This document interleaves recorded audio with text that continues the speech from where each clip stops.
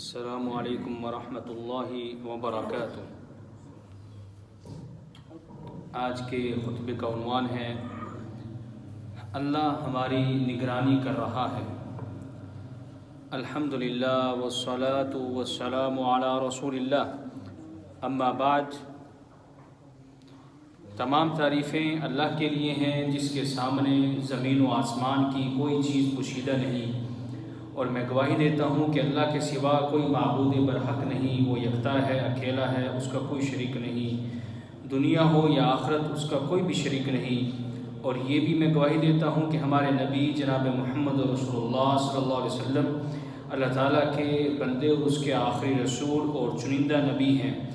اے اللہ ان پر، ان کی آل پر اور تمام وفادار و متقی صحابہ کرام پر رحمت، سلامتی اور برکت نازل فرما۔ حمد و ثنا کے بعد اللہ کے بندو، اللہ تعالیٰ قرآن مجید میں ارشاد فرماتے ہیں بے شک اللہ تعالیٰ تم پر نگہبان ہے۔ اسی طرح ایک اور مقام پر ارشاد فرمایا اللہ ہمیشہ سے ہر چیز پر پوری طرح نگران ہے۔ تو اللہ سینوں کے بھیدوں سے باخبر اور ان کی نگرانی فرما رہا ہے، ہر نفس کی کارکردگی پر نگہبان ہے۔ وہ ایسا یاد رکھنے والا ہے کہ کوئی چیز اس سے مخفی نہیں، وہ تمام مخلوقات کے حالات دیکھ رہا ہے، وہ ان کے ہر کام کو محفوظ بھی کر رہا ہے۔ ابن قیم رحمہ اللہ کہتے ہیں وہ تو دل کے خیالات اور کنگھیوں تک کو جانتا ہے، تو بدنی افعال کا کیا حال ہوگا۔ انسان کے دل میں یہ عظیم مفہوم جاں گزیر ہو کر یقینی طور پر بندے کو اس بات کا قائل بنا دیتا ہے کہ اللہ تعالیٰ اس کے ظاہر اور باطن کو ہر وقت جانتا ہے، تو اس کے نتیجے میں بندے کو یقینی علم حاصل ہوتا ہے کہ اللہ تعالیٰ اس کی نگرانی کر رہا ہے، اسے دیکھ رہا ہے، اس کی باتیں سن رہا ہے، اس کے اعمال دیکھ رہا ہے، ہر لمحہ اور ہر آن اس کے کردار سے وہ باخبر ہے۔ اے اللہ کے بندو، انسان اس زندگی میں انسان کی ذمہ داری بنتی ہے کہ اس کا دل ہمیشہ الرقیب عز و جل کی نگہبانی کا خیال رکھے، لہذا امید رکھے تو اسی سے،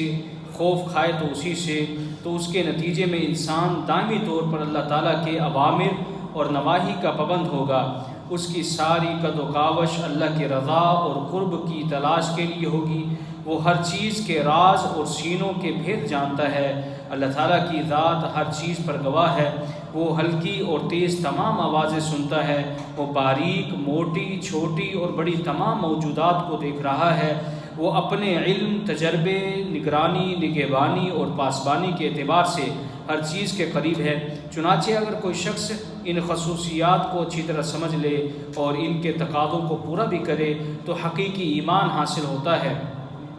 جو کہ دل کے ہر خیال اور عملی اقدام سے پہلے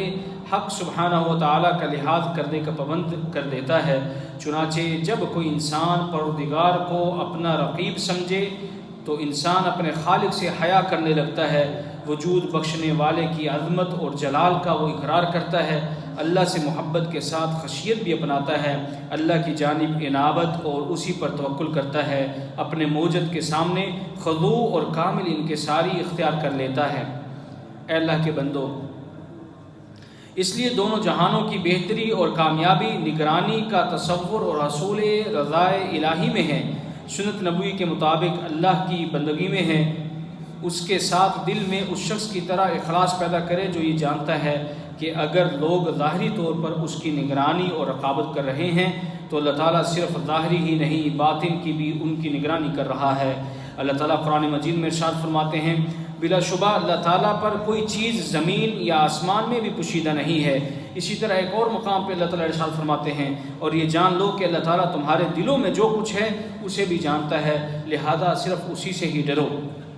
اللہ تعالیٰ کو اپنا رقیب اور نگہبان اور نگران سمجھیں تو انسان محاسبہ نفس کے لیے تیار ہوتا ہے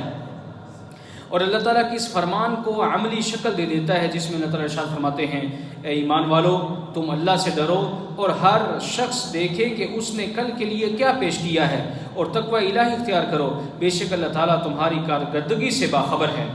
ابن قیم رحمہ اللہ کہتے ہیں کہ بندے کو دیکھنا چاہیے کہ اس نے آخرت کے لیے کیا پیش کیا ہے، نجات دہندہ نیکیاں یا تباہ کن گناہ، یعنی دل کی اصلاح محاسبہ نفس سے ہوگی، اور اگر دل پر توجہ نہ دی یا دل میں آنے والی ہر بات مان لی جائے تو اس سے دل خراب ہو جائے گا۔ اے اللہ کے بندو، تصور نگرانی خدا مندی بندے کو اطاعت گزاری اور خالق ارض و سماوات کے احکامات کی تکمیل پر ابھارتا ہے۔ اللہ تعالیٰ قرآن مجید میں ارشاد فرماتے ہیں، بے شک وہ فوری نیکیاں کرتے تھے اور ہمیں رغبت اور خوف سے پکارتے تھے، اور وہ ہمارے لیے عاجزی کرنے والے تھے۔ سلف میں سے کسی نے کہا ہے کہ نگاہوں کی حفاظت کے لیے کیسے معاونت مل سکتی ہے، تو انہوں نے کہا کہ یہ ذہن نشین کر لو کہ تمہاری نگہبان ذات کی تم پر نگاہ تمہاری اپنی نگاہوں سے کہیں زیادہ تیز اور تند ہے۔ اللہ تعالیٰ کو اپنا رقیب سمجھنے سے لوگ گناہوں اور حرام کاموں سے دور رہتے ہیں۔ اللہ تعالیٰ کی نگرانی کا نظریہ دلوں کو میلا اور خراب کرنے والی چیزوں سے پاک رکھتے ہیں، جس کی بدولت ایسا معاشرہ تشکیل پاتا ہے جو اللہ تعالیٰ کو مقصود اور منزل ہے۔ تصور نگرانی ایک ایسے معاشرے کو وجود دیتا ہے جو گھٹیا حرکتوں اور جرائم سے خالی ہو، نیز اس معاشرے کے افراد ہمہ قسم کی مثبت صفات سے متصف ہوں، جو پرسکون زندگی گزاریں، نیکی اور تقوی کے کاموں پر ایک دوسرے کی مدد کریں اور اللہ کی رسی کو مضبوطی سے تھامیں، ہر قسم کی گروہ بندی کو اکھاڑ پھینکیں، غلو اور انتہا پسندی سے یکسر دور رہیں، دینی اقدار کی روشنی میں اپنی زندگی کو گزاریں، عدل و وسعت قلبی، آسانی، اعتدال، نرمی، رفق اور محبت کو اپنی جگہ اپنا لیں۔ اے اللہ کے بندو، کسی دن خلوت میں ہوں، علیحدگی میں ہوں تو یہ مت سمجھنا کہ میں تنہا ہوں، بلکہ سمجھنا مجھ پر ایک نگران ہے۔ اللہ تعالیٰ فرماتے ہیں، اللہ کو ایک لمحے کے لیے بھی غافل مت سمجھنا، اور نہ یہ سمجھنا کہ اوجھل چیز اس سے پوشیدہ ہوتی ہے۔ اللہ تعالیٰ سب کچھ دیکھ رہا ہے۔ اللہ فرماتے ہیں، تو کیا اس نے یہ نہ جانا کہ اللہ اسے دیکھ رہا ہے؟ ایک اور مقام پر ارشاد فرمایا، کیا وہ نہیں جانتا جس نے پیدا کیا ہے، اور وہی تو ہے جو نہایت باریک بین ہے، کامل خبر رکھنے والا ہے۔ ایک اور مقام پر ارشاد فرمایا کہ اللہ تعالیٰ سے کوئی چیز بھی پوشیدہ نہیں، اتنا لطیف کہ اس سے ایک ذرہ بھی چھپ نہیں سکتا۔ ایک اور مقام پر ارشاد فرمایا، بے شک اللہ وہ ہے جس پر کوئی چیز نہ زمین میں چھپی رہتی ہے اور نہ آسمان میں۔ ایک اور مقام پر ارشاد فرمایا، جو سب چھپی چیزیں جاننے والا ہے، اس سے ذرہ برابر چیز نہ آسمانوں میں چھپی رہتی ہے اور نہ زمین میں، اور نہ اس سے چھوٹی کوئی چیز ہے اور نہ کوئی بڑی، مگر ایک واضح کتاب کے اندر لکھا ہوا ہے۔ اللہ تعالیٰ جانتے ہیں کہ کون کب کہاں کیا کر رہا ہے، فرمانے والی تعالیٰ ہے، اور وہ جانتا ہے جو تم کماتے ہو۔ ایک اور مقام پر ارشاد فرمایا، وہ غیب اور حاضر کو جاننے والا بہت بڑا نہایت بلند ہے۔ ایک اور مقام پر ارشاد فرمایا، برابر ہے کہ تم میں سے جو بات چھپا کر کرے اور جو اسے بلند آواز سے کرے، اور جو رات کو بالکل چھپا ہوا ہو اور جو دن کو ظاہر پھرنے والا ہو،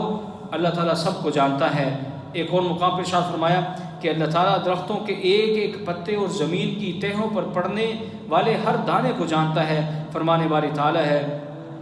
اور اسی کے پاس غیب کی چابیاں ہیں، انہیں اس کے سوا کوئی نہیں جانتا، اور وہ جانتا ہے جو کچھ خشکی اور سمندر میں ہے، اور کوئی پتا نہیں گرتا مگر وہ اسے جانتا ہے، اور زمین کے اندھیروں میں کوئی دانہ نہیں، اور نہ کوئی تر ہے اور نہ کوئی خشکی ہے، مگر وہ ایک واضح کتاب کے اندر موجود ہے۔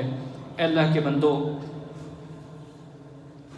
دیواروں کے کان بھی ہوتے ہیں، یہ بات مشہور ہے کہ دیواروں کے بھی کان ہوتے ہیں، اور حقیقت بھی ایسے ہی ہے، نہ صرف یہ کہ دیواروں بلکہ کائنات کی ہر چیز کے کان ہیں، اس سے وہ آوازوں کو سنتے ہیں اور محفوظ کرتے ہیں۔ لہذا اے بندے، تو گناہ کے لیے کہاں چھپ سکتا ہے؟ جہاں بھی چھپے گا وہاں کا ایک ایک ذرہ تیرے خلاف گواہی دینے والا ہوگا، کیونکہ اللہ تعالیٰ قرآن مجید میں ارشاد فرماتے ہیں، اور اللہ ہی کے لیے آسمانوں اور زمین کے لشکر ہیں، اور اللہ ہمیشہ سے سب پر غالب اور کمال حکمت والا ہے۔ اے بندے، تو جہاں بھی چھپ کر گناہ کرے گا، آخر ہوگا تو زمین پر ہی نہ، یاد رکھو یہ زمین بھی گواہی دے گی، تو کیا تو جو بھی کرتا ہے اس کی گواہی دے گی، کیونکہ اللہ تعالیٰ قرآن مجید میں ارشاد فرماتے ہیں، جب زمین سخت ہلا دی جائے گی، اس کا سخت ہلایا جانا، اور زمین اپنے بوجھ باہر نکال کرے گی، اور انسان کہے گا کہ اسے کیا ہو گیا ہے، اس دن وہ اپنی خبریں بیان کرے گی،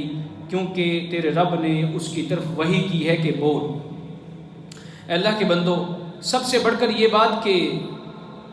آپ اپنے ہی جسم کے اعضاء سے کیسے چھپ سکیں گے جو ہر وقت آپ کے ساتھ ہی رہتے ہیں، کیونکہ اللہ تعالیٰ تو قرآن مجید میں ارشاد فرماتے ہیں جس دن ان کی زبانیں اور ان کے ہاتھ، ان کے پاؤں ان کے خلاف اس کی شہادت دیں گے جو وہ دنیا کے اندر کیا کرتے تھے۔ ایک اور مقام پر ارشاد فرمایا آج ہم ان کے منہوں پر مہر لگا دیں گے اور ان کے ہاتھ ہم سے باتیں کریں گے اور ان کے پاؤں کی گواہی دیں گے جو وہ دنیا کے اندر کمایا کرتے تھے۔ سیدنا ثوبان رضی اللہ تعالیٰ عنہ بیان کرتے ہیں کہ نبی کریم صلی اللہ علیہ وسلم نے ارشاد فرمایا میں اپنی امت میں سے ایسے لوگوں کو جانتا ہوں جو روز قیامت تہامہ کے پہاڑوں جیسی چمکدار نیکیاں لے کر قیامت والے دن آئیں گے، لیکن اللہ تعالیٰ انہیں اڑتی ہوئی دھول بنا دے گا۔ اس پر میں نے پوچھا ہے اللہ کے رسول ہمیں ان کے اوصاف بتلا دیجئے کہیں ہم ان لوگوں میں شامل نہ ہو جائیں اور ہمیں پتہ نہ چلے۔ تو آپ صلی اللہ علیہ وسلم نے فرمایا وہ تمہارے بھائی ہیں اور تمہاری قوم میں سے ہیں، وہ بھی رات کو اسی طرح قیام کرتے ہوں گے جس طرح تم قیام کرتے ہو، لیکن ان میں منفی بات یہ ہے کہ وہ جس وقت تنہا ہوتے ہیں تو اللہ تعالیٰ کے حرام کردہ کام کر بیٹھتے ہیں۔ اسی طرح حضرت یوسف علیہ السلام کی تنہائی امت مسلمہ کے لیے مشعل راہ ہے کہ جب انہوں نے بھی اکیلے میں برائی کی دعوت دی گئی، انہیں برائی کی دعوت دی گئی تو انہوں نے انکار کر دیا۔ فرمان باری تعالیٰ ہے اور اس عورت نے جس کے گھر میں وہ تھا اسے اس کے نفس سے پھسلایا اور دروازے اچھی طرح بند کر دیے اور کہنے لگی جلدی آ۔ اس نے کہا اللہ کی پناہ، بے شک وہ میرا مالک ہے، اس نے میرا ٹھکانہ اچھا بنایا۔ بلا شبہ حقیقت یہ ہے کہ ظالم کبھی بھی فلاح نہیں پاتے۔ اہل علم فرماتے ہیں کہ اس وقت یوسف علیہ السلام کو گناہ پر آمادہ کرنے والی ہر چیز موجود تھی اور روکنے والی دنیا کی کوئی چیز نہ تھی۔ یوسف علیہ السلام کی صحت، جوانی، قوت، خلوت، دوسری طرف کا حسن، پیشکش اور اس پر اصرار، غرض ہر چیز ہی بہکا دینے والی تھی، جبکہ انسان کو روکنے والی چیز اس کی اپنی جسمانی یا جنسی کمزوری ہوتی ہے، یا دوسرے فریق کے حسن کی کمی، یا اس کی طرف سے انکار یا مزاحمت کا امکان، یا راز فاش ہونے کا خطرہ، یا اپنے خاندان، قوم اور لوگوں میں رسوائی کا خوف۔ ان میں سے کوئی چیز ان کی راہ میں رکاوٹ نہیں تھی۔ اٹھتی جوانی تھی، بے مثال حسن تھا، دروازے بند تھے، دوسری طرف سے پیشکش بلکہ درخواست اور اس پر اصرار تھا، اپنے وطن سے دور تھے کہ قبیلے یا قوم میں رسوائی کا ڈر بھی نہ تھا۔ یہاں کتنے ہی لوگ باہر کے ملکوں میں جاتے ہیں تو اپنوں سے دور ہونے کی وجہ سے بہک جاتے ہیں، پھر دروازے خوب بند تھے، راز فاش ہونے کی کوئی صورت نہ تھی، اور جب ملکہ خود کہہ رہی ہو تو سزا کا کیا خوف۔ لیکن نبی کے زنا سے بچنے کو عفت کا کمال قرار دیا ہے، کیونکہ دنیاوی لحاظ سے انہیں زنا سے روکنے والی اور کوئی چیز موجود نہیں تھی، حتیٰ کہ ان کے پاس آزادی بھی تھی، لیکن ان کو کس چیز نے روکا؟ صرف اللہ کے خوف نے کہ اللہ مجھے دیکھ رہا ہے۔ اس لیے اے مومنو اپنے دلوں کے اندر یہ تصور پیدا کرو کہ اللہ آپ کو دیکھ رہا ہے، آپ کی نگرانی کر رہا ہے۔ اللہ تعالیٰ مجھے اور آپ سب کو کتاب و سنت کی برکتیں حاصل کرنے کی توفیق عطا فرمائے، قرآن مجید کی آیات سے مستفید ہونے کی توفیق عطا فرمائے اور نفع پہنچائے۔ سبحان ربک رب العزت عما یصفون وسلام علی المرسلین والحمد للہ رب العالمین۔